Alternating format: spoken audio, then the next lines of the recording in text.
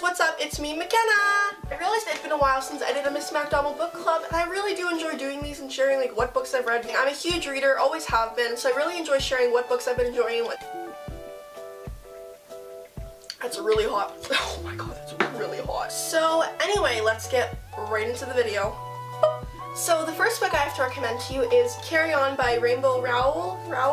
I don't know how to say it, honestly. As you know, RR has written some of my favorite books, such as Eleanor&Park and Fangirl. And if you've read Fangirl, then you know that in the story, she kind of obsessed over, it's not Harry Potter, and it's really not, but it's like the same basic concept idea of the wizard school and the wizard person. And that's like what she's obsessed over and whatnot. So Carry On is basically kind of the fanfiction that the girl in the story wrote, which was called Carry On Simon. But what Rainbow Rowell has done is she's just written it herself, and she's taken Carry On Simon, turned it into Carry On, and really just written her own version of what she thinks the last book would be. And honestly, I want the first 7 books in this series, even though it's a hypothetical series still technically, but oh my god, please, it is so good. I'm in love with the characters. Amazing piece of literature. Another book I have is Ask the Passengers. I picked this up honestly because I heard it was really good, and it was in my local chapters, which my local chapters never has books basically that I want to read. Ask the Passengers, it's really quite good. It's the basic story of this girl. She doesn't have things worked out basically, and she's very confused about who she loves and how she can use her love, and her family life isn't that great. So what she does is she sends her love to the passengers because she figures that if she doesn't have any more love to give, then it won't be a problem. So she'll lie on her picnic table in the backyard and like send it up to the people flying overhead in airplanes. And what I really like about this book is they actually have POVs of the people in the airplanes who she's sending the love to, and it's like really cool. And there's usually like a moment where they like are having problems or whatever, and then all of a sudden they get this overwhelming feeling of happiness and love and calmness, and it kind of like puts whatever they're going through into perspective.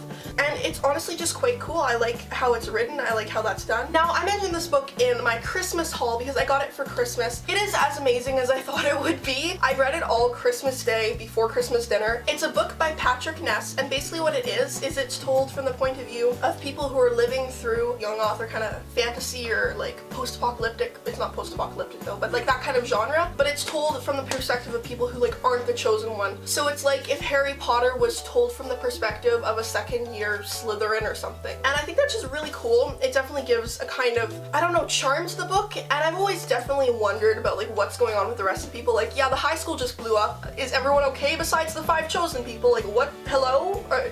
What's happening with schools? So that is definitely cool. Another book I have is Fan Art. It's the story of a boy who wants to be kind of like a graphic designer, architect, like do things in that kind of field. So he takes like an art class, and he is in love with his best friend, and the girls in the art class kind of like run with that, and they draw fan art. And basically imagine if you were reading like a high school AU of basically any of your favorite like TV show pairings.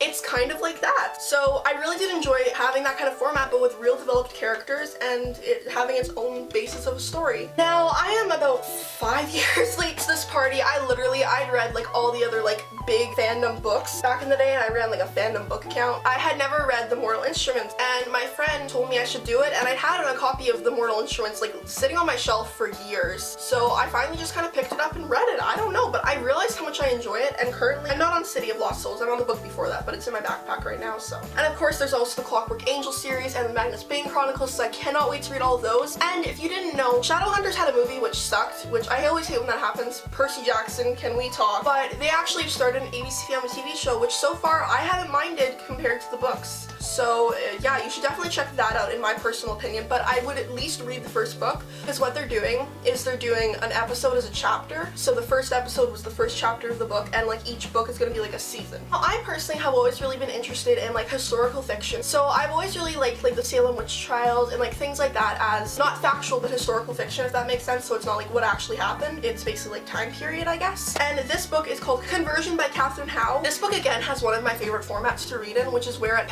flashes back and forth between 2 different POVs and sometimes different timelines. This book is in that. It's about the Salem witch trials, which I've always found really interesting, and I think the fact that there was a formal apology given that said they were pretending, but it's still just kind of this big thing in history, is really just mind-blowing, and it's really cool to learn about. And I definitely like how she wrote it. It's in present day, but it also has flashbacks to one of the characters who's kind of been written out of history because she was the one who formally apologized years later. But the very, very first sentence of chapter 1 is, "The truth is, I'm not sure when it started.